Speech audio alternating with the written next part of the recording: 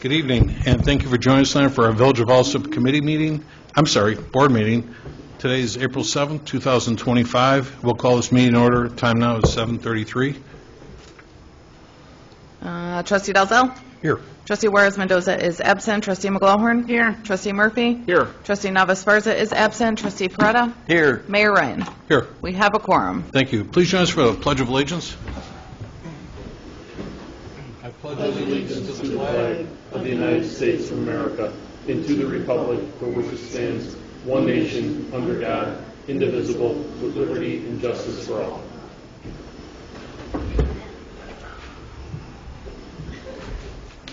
Okay. Officers' reports, starting with mine. I didn't have anything on the agenda. I will share, though, that last week, Wednesday and Thursday, I was in Springfield.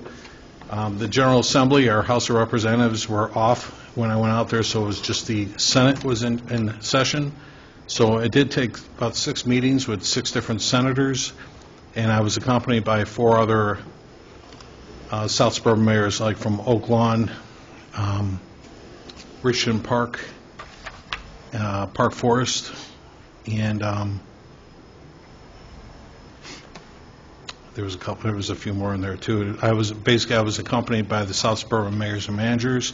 We had some really good meetings, and I'll have a full report on that at our next committee meeting. I do want to stress, board, I'll put it back on the agenda, and just seeking approval to attend, just so for expenditure's sake. But I was down there. We belong to 3 different COGs. A COG is otherwise known as the Council of Government. So we belong to South Suburban Mayors and Managers, Southwest Conference of Mayors, and then Metropolitan Mayors Caucus. And I was down there with South Suburban Mayors and Managers, but Southwest Conference of Mayors is going back down to Springfield May 7th. We're going to meet with the General Assembly, so we're going to meet with all of our House of Representative people at the time. I'd like to attend that in the interest of the Village of Alsip on March 7th. So I'll bring that back at a next meeting just to let everyone make it official. March 7th? May 7th. I apologize, May 7th. Doing that a lot tonight. And that's all I have for this evening. So we'll go to our clerk's report. Clerk Harding. Thank you, Mayor. I have the approval of the March 17th, 2025 board meeting minutes, presentation and approval of the March 31st, 2025 committee meeting minutes, and presentation and approval of the February 2025 motor fuel tax allotment in the amount of $72,375. And that was all I had, Mayor. All right, thank you. Next, we had the attorney's report. We have Mike Kanker with us. Mike? No report, sir. Okay.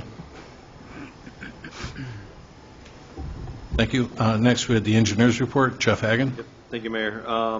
So the Alsip bicycle and pedestrian plan, Epstein, the consultant working on that, is going to provide a draft plan at the April 28th committee meeting, and they anticipate having the plan completed for approval in June. The manhole rehabilitation project, the contractor Structured Solutions working on punch list now, so that one's close to wrapped up. Same thing with the sanitary sewer and cleaning and televising project as well. Here, that contractor is completed most of the work. We've televised everything, and everything looks good. There's a couple short segments that we're coordinating with the MWRD to get investigated. So that one's looking good, close to wrapped up. And then we also received official approval for the project plan from the IEPA for the low-interest water main loan. So keep our fingers crossed. Their draft funding list is supposed to be posted in June with the final list in July. So they're supposed to be sending a letter to the village with some forms and schedules that need to get filled out. So keep an eye out for that. And, we'll work with you to get that completed. Sounds great. So earlier today, well, first off, too, if anybody gets a chance to take a look, we've got a lot of students in the room, too, but the village was fortunate to get a $100,000 grant from the state to promote more safe passage. So we're trying to, my goal is to try and increase the amount of bike paths and sidewalks on what we call non-jurisdictional streets. So a lot of streets that are owned by the state or the county are lack sidewalks and so forth. You go down 115th Street near Marist High School, no sidewalk. 119th Street between Pulaski and like Kedzie, no sidewalks. So we're trying to get more of those done. We would focus on those right away, but unfortunately we don't own that, so you can't work on somebody else's property. At the same time, I'd like to see the streets widen a little bit and offer more street parking for on the Chicago side of the street. So we'll see what happens. But Saturday, I was a part of the Business Expo, the Alsip Chamber of Commerce Business Expo at the junior high, at Prairie Junior High, and we shared a table with the engineers from the bike and pedestrian path, and he was there to speak to folks about this at the same time. And I actually have the chart. I put on an easel up in the front by the front door, so anybody wants to take a look. They did a great chart showing folks where were the areas that were concentrated on them too, Jeff. So no, it looked great. I did share an email with both of you today. We're going to get on a Zoom call with Investing Cook so we can talk about more projects. And then there is a webinar I signed up for today too for April 29th for the, forgive me, I forget the acronyms right now, with the sidewalk program again, Mike, with Safe Routes to School. Yeah, so there's a webinar. Did you get that email at all too? Okay, I'll send it to both you guys. And there's a webinar on April 29th for Safe Routes to School. We got one of those grants last year, and it was almost $250,000. And what it does is neighborhoods that lack sidewalks, it helps you, like in this case we were doing fill-ins, because a lot of our older neighborhoods, some homes have sidewalks, some don't, so we were doing some fill-ins, but the sidewalk has to touch a school. So we did pretty well with that last time around, so we're going to try again. Okay. Thank you, gentlemen. Jeff, I apologize too. You were calling me earlier, and I couldn't reach my phone and stuff, so if you need me, we can talk after the meeting. I sent you a text. Okay. All right. Thank you. Next, we had the public forum. Did anybody in the audience wish to address the board tonight? Nobody? Okay. Then we'll go on to our standing committee reports. We'll start with Finance and IT. Trustee McLaurin. Thank you, Mayor. First, I request for approval of a list of payroll dated April 4th, 2025, totaling $510,148.93. Next, I request for approval of a list of accounts payable dated April 7th of 2025. From the recap, General Fund, $772,219.32. Road and Bridge, $84,692.78. Storm Sewer, $218.50. MFT, $38,213.82. Water and Sewer, $46,851.36. Sanitary Sewers, $272,304.63. Heritage Complexes, $184,574.35. For a grand total all funds of $1,399,074.76. And then item number 3 on the agenda, I believe, Mayor, we need to table that for now.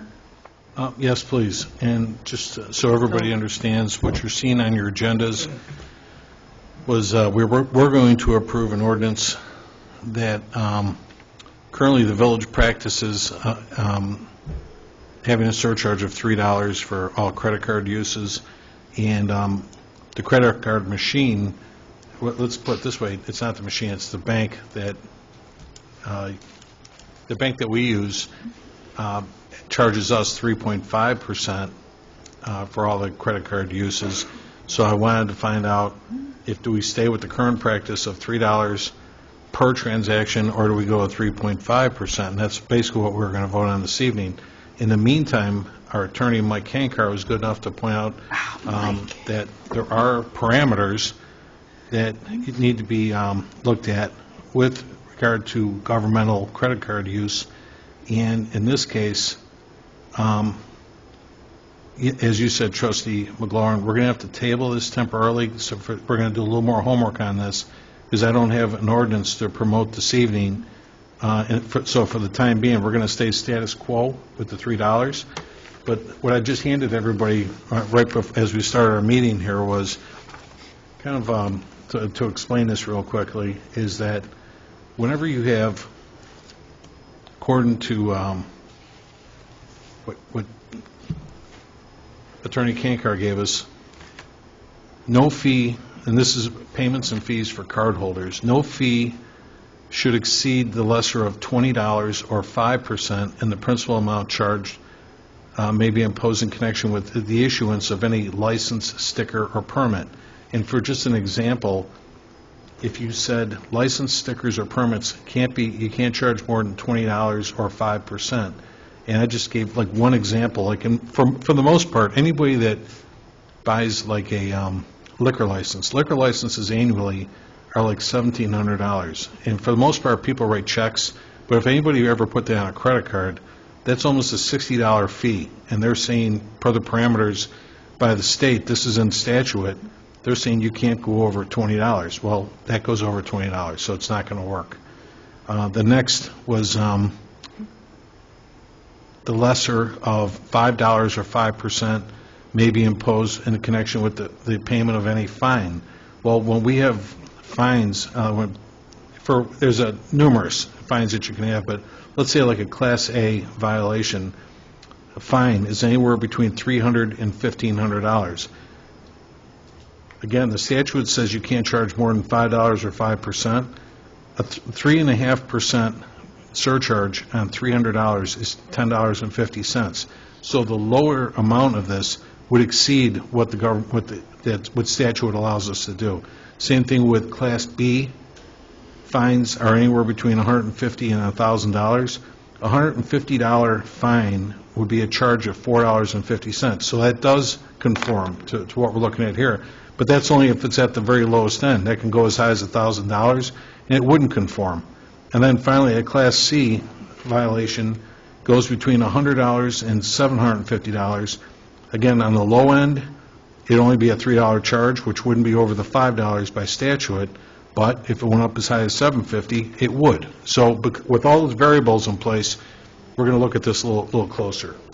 And then the last category was real estate transfer stamps.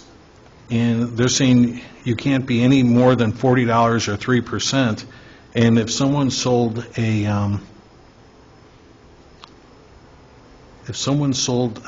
well, a lot of these wouldn't be too bad, but let's put it this way. The credit card fee on this would be, if you sold a $250,000 house, the stamp would cost you $875.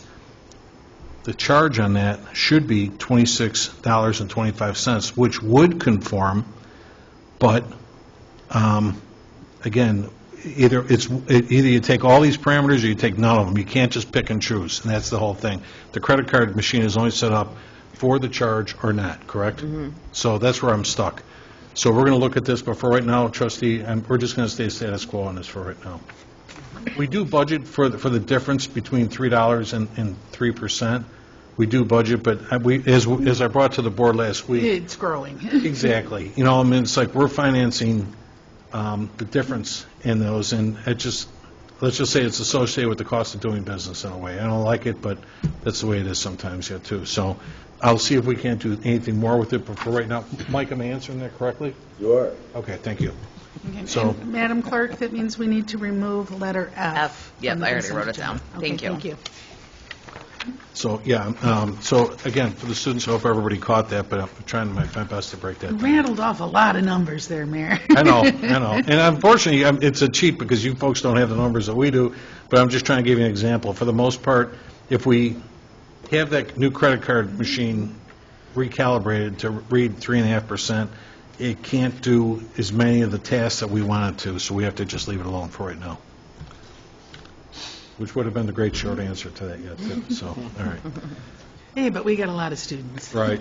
So next, can we, the Fire Committee report, Trustee Murphy? Thank you, Mayor. I have a presentation and approval for Chief Szynski to attend the Illinois Fire Chiefs Association's annual symposium in East Peoria, Illinois, from May 13th through the 15th at a cost of approximately $550.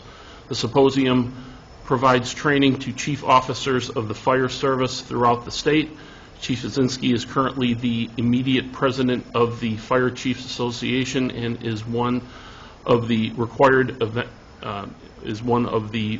events of being a member of the executive board. This symposium is always budgeted for. Next, I have a request to hire one paramedic firefighter to replace the firefighter who resigned effectively April 6, 2025. And finally, I have the approval of an ordinance of the Village of Alsip, Cook County, Illinois, providing for the sale of surplus personal property. And that's all I have, sir. Thank you. And again, for the students in the room, that last item, all that means is that we have an old fire truck that it's a 2002 ladder truck that we are selling to another village that's out of state, and we're just acknowledging the sale of that fire apparatus we're not going to have anymore. Next, the Police and Traffic Safety Report. Trustee Dalzell. The request for 2 rooms of lodging for 4 officers to attend an 80-hour supervisor's training class in Peoria. Cost of the class is being offered for free. The lodging is not to exceed $2,500 and is able to be covered from our training budget. That's all I have, Mayor. Thank you. All right, thank you. And next, we have the Public Work and Boat Launch Report Committee. Thank you, Mayor. I have the approval to hire 2 temporary part-time employees to work the boat launch for the 2025 season. Each employee will work 25 hours per week at $15 per hour. Next, I have the approval to hire 6 temporary full-time employees in the Public Works Department for summer labor at $15 an hour for 14 weeks. And finally, I have the approval to go out to bid for the purchase and installation of new docks along the east side wall of the boat launch. And that's all I have, sir. Okay, we're going to go out to bid for that, Mike. I know last time we bid that was around $90,000, someplace in that range. Yeah, okay. Just so the board's got a rough idea on that. And certainly, students, we encourage you to apply for jobs here. If you're looking for summer jobs, these are great jobs. You got to really have patience if you want that one at the boat launch. That's all I'm going to say. You're sitting out that boat launch for half a day. Get a good suntan, though. Yeah. Next, the Sewer and Water Report Committee. Thank you, Mayor. First, I have a request for approval to hire 4 temporary full-time employees in the Water Department for summer labor at the rate of $15 per hour for 14 weeks. And Mayor, I'm going to table number 2, and that would be letter O on the consent agenda.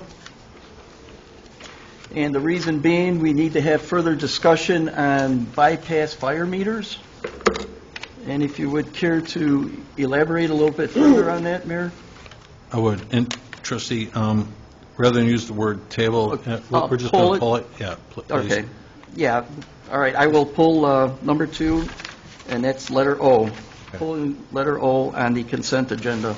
So again, we were ready to vote on something like this. We had a great conversation last week.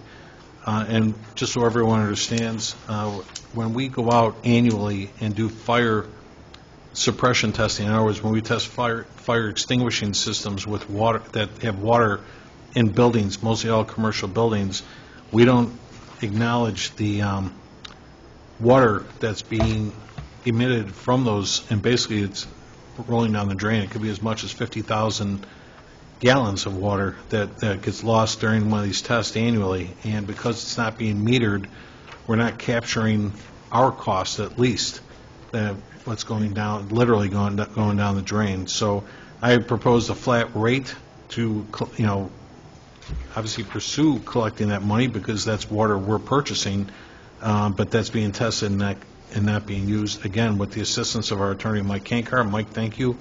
I spoke with some other water commissions, and I spoke with our water commissioner today, Andy Karpinski, and we're going to propose what Andy had drafted here. Dave gave everybody a copy, Trustee Breda gave everybody a copy earlier. Andy is saying that every fire system already has what's known as a RPZ. That's a reduced pressure zone device in place. The cost of repair, maintenance, and annual recertification for those RPZs falls on the building owners. Only some of the fire systems in our town have bypass fire meters. That's why the idea of a flat rate made sense that I was going to propose, and Andy's saying that he doesn't see why we couldn't require the building owner to install a bypass fire meter. It would be a one-time cost instead of an annual fee, because they're putting this meter in, and certainly he spoke with our plumbing inspector, and he agreed on this type of process.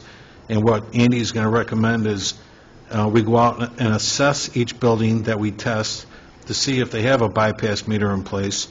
And if the meter is in place, moving forward, the customer will only pay for the water being used at that test and not the flat rate charge, because it may or may not be accurate, because we're just going flat rate, but this will be accurate if you have a meter.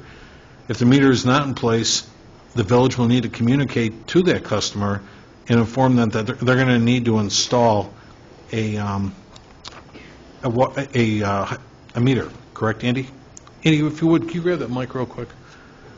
And Andy's got a scenario here. They have the customer pull a permit, install a bypass meter on the on the fire RPZ, hire a licensed contractor to do the work, complete the work for a final inspection, and certainly then the customer is only going to pay for the actual water they use and not the flat rate.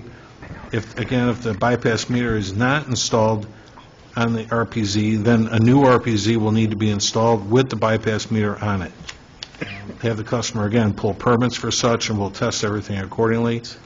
Moving forward, after this year, have every customer will have a meter, and we can charge them accurately for the water that they use. So go ahead, Andy, if you want to pick it up from there. Yeah, thank you, Mayor. So I just, excuse me, just handed out a quick little diagram of kind of what we're talking about here. So, like I said, to start off with this process, I'd like to at least do an assessment. We're talking about over 100 annual tests that need to be performed. For the couple that I've been on so far, only about half of them have a bypass meter in place. That's the bronze or brass part on top. So, and then there's just some other literature of all the different types of backflow devices there are. So this is only one scenario. And then just kind of the recertification process on the last sheet. There's just some stuff for the future. So I know we were kind of talking about doing a flat rate fee. That was kind of a starting process, but this might be something to entertain the idea of, just to have it be a little bit more fair for the customers to truly pay for what they use. So if they use more water, they would pay more. If they don't use as much water, they wouldn't pay as much. But every customer that has a fire suppression system does not have this meter in place. So if we move forward with this idea, they would have to pay to get that installed, and that would just be an additional cost that they would have to pay. But moving forward, they'd still get charged for the water. I did look the cost of installing these meters up online, and I called a local plumbing contractor here in Alsip, and they both said that it was kind of nice to hear that the person I called, his numbers were accurate to what I saw online. It could be anywhere between $500 and $1,000 to install these meters in each building, but it's a one-time cost to do. And again, they're accurately going to pay for just the water that they use then too. But that's what's being imposed here. Would you agree with that too, Andy? Does that sound about right to you? Yeah. Yeah, because I think if you did if you wanted to decide to do the flat rate fee, I think some customers would benefit from it being a lower fee, and I think other customers would, be kind of paying for that. I mean, it's all just really how you want to go about this. For me personally, I care about the accuracy of how much water we're going through. So right. It's not so much about the cost of doing that, but like I did say before, all that cost does add up, and all the taxpayers do end up paying for that. So. And Andy, Commissioner Kropinski did a water audit for us recently, and he identified the village losing roughly 15% of our water. And it's not like we have any holes in our lines anywhere, but where are we losing it? Possibly with these tests, because we're not metering these tests. These tests, again, this is literally water going down the drain. So we need to capture this, and it is 2025. This has never been done in our village before. many villages. Is this a pretty popular practice? Andy, I know you were with two big villages. Did they do that in their towns? Nothing like this, no. So, I mean, they did do the annual recertifications, but, yeah, the same thing, the water loss was never really accounted for, so Wow. I'm glad we're kind of on the leading edge of this, and we're trying to be as proactive as we can instead of reactive, so. But, yeah, there's no reason to rush into this. It's a pretty complex idea, so I just want to make sure we have a good understanding of what we're looking to do.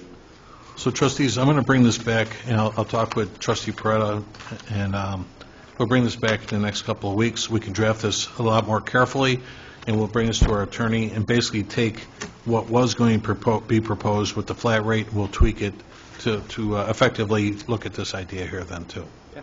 Okay? Very good. Thanks, Andy. Thanks for being here, too. Mayor, is that just for new builds? No. No, everybody. Okay. Andy, the buildings that do already have meters on it, I'm assuming these are newer buildings that have these? Not necessarily. So if a RPZ or a backflow device has been rebuilt and is past its life expectancy, you could have a brand-new backflow device in a 100-year-old building. So it just depends on the lifespan of each individual building and its RPZ or backflow device. So, yeah, it's not necessarily just for new builds or new construction. They do have a lifespan on them. And one other thing for the audience and the trustees as well, if you didn't know this already, but these RPZs, really what Andy, and I read up online, and Andy explained to me, is this actually separates fresh water from the water you use in the fire extinguishers. That's what we're talking about here, is all these fire extinguishers and stuff. So sometimes this water can lay up there for a year until you do the test on it and stuff then too. The RPZ will separate those two amounts of water. So the water that's in the in your fountains and everything, you're still getting fresh water, but this water here is what we're testing and stuff then too. Yeah, we definitely don't want those two things to mix. So, Right, exactly. We don't want them to mix, and that's why you need a good RPZ unit Right. installed. Right. and yeah, once, if a RPZ fails for whatever reason, if they can't rebuild it with a new one, it's something that just has to get replaced. So, Exactly. Yeah. Okay. Okay, thanks again. Any other questions for Andy, trustees? Okay, thanks, Andy. Yep. Next, we'll go on to the... There was still two I things have, left. Mayor, I got a couple more to read. Yeah, here. go ahead.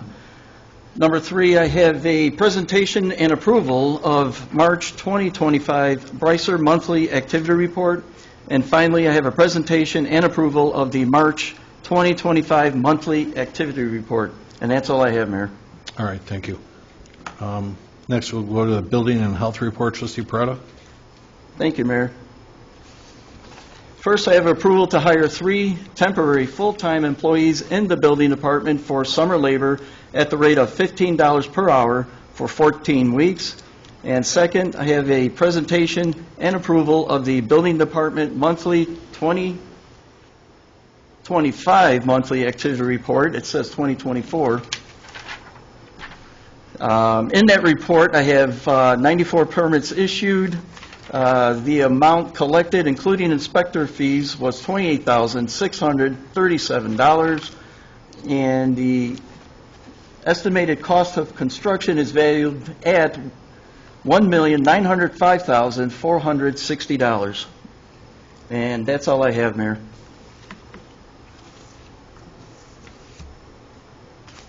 Excuse me one second. Okay, all right, thank you.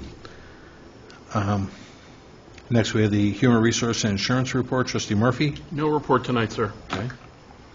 We'll go to special committee reports, starting with Economic Development Committee. No report, Mayor? Thank you. Trustee, we are working on a couple of projects, but nothing to report at this time. I'll let you know. Thank you, Mayor. Next, we have the Village Property Report. Trustee McLaughlin. Thank you, Mayor. First, I request for approval to hire 2 temporary full-time employees in the Heritage One complex at the rate of $15 an hour for 14 weeks. And then we have the exact same request to hire 2 full-time employees at the Heritage Two complex for $15 an hour for 14 weeks. And finally, an additional 2 full-time employees at the Village Hall for summer labor at $15 an hour for 14 weeks. And that's all I have this evening, Mayor. All right, thank you. And again, for the audience, If you've never heard of the Heritage Apartments, the village owns 29 buildings for people 55 and older to live in, and there's over 512 apartments. And basically, the summer work that we're looking for is to assist the crew at each of those complexes, basically just maintenance work that you'd be doing at the apartment complexes. Next, we have the ordinance and legislation report. Trustee Peretta. Thank you, Mayor. First, I have a request for approval to amend sewer rates as this time, at this same rate has stood since 2007. Mayor, I'm looking at the packet at the ordinance, and I don't see the updated rates that are requested in this ordinance. If you would look at page 137, trustees also. You know what, trustee, I apologize. I wanted to bring this back in 2 weeks. I was actually coming back from Springfield when this got printed, so I apologize. I'd like to ask, can you pull that? We'll bring this back up in committee, okay? Because I don't think we gave it a hard, let me check my packet real quick here, but we need to have an ordinance on this. I don't believe we drafted one. It was brought up for discussion, but it Yeah. wasn't presented. Exactly. So I'm going to bring it back next week in committee, okay? All right, so I will pull letter, let me refer, There was letter T. Yes, letter T. I will pull letter T off the consent agenda.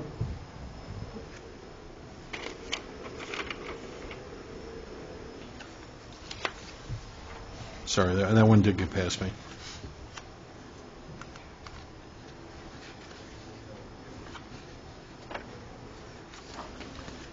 Pardon me?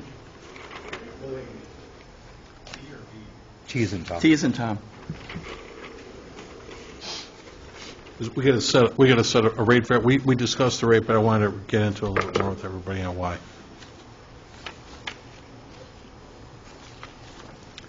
And then, yeah, number 2. All right, number 2, request for approval of an ordinance amending Chapter 20, Water and Sewers, Article 3, Rates and Charges, Section 20-43, Water Rates Generally, Times for Billing of the Municipal Code of the Village of Alsip. And that's all I have, Mayor. Right, and this one, this reflected the changes that we had from the city of Chicago, That's correct. the 4%. So, just so everybody understands, the Village of Alsip buys water directly from the city of Chicago, and we actually sell it as well to Palos Heights and Crestwood. This is the agreement we have, and we just pass what's being passed on us. We share with everybody else. There's no increases to it, so it's a 4% increase. So the fee actually went from $9.15 for every 1,000 gallons to $9.52 on average.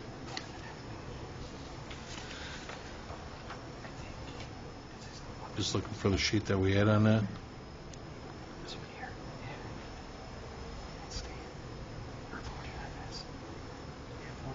I don't see it here, but.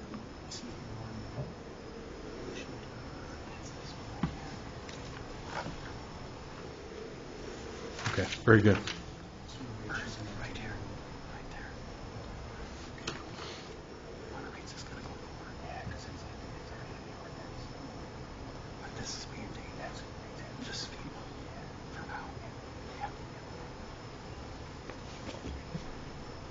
Okay, We're good, Mayor. Okay. That's all I have. Thank you. okay, sounds good, thank you. Next, let's go, we'll go to the Planning and Zoning and Licenses Committee. Thank you, Mayor. I request for approval of a list of licenses dated March 10th through March 28th of 2025. And that's all I have this evening.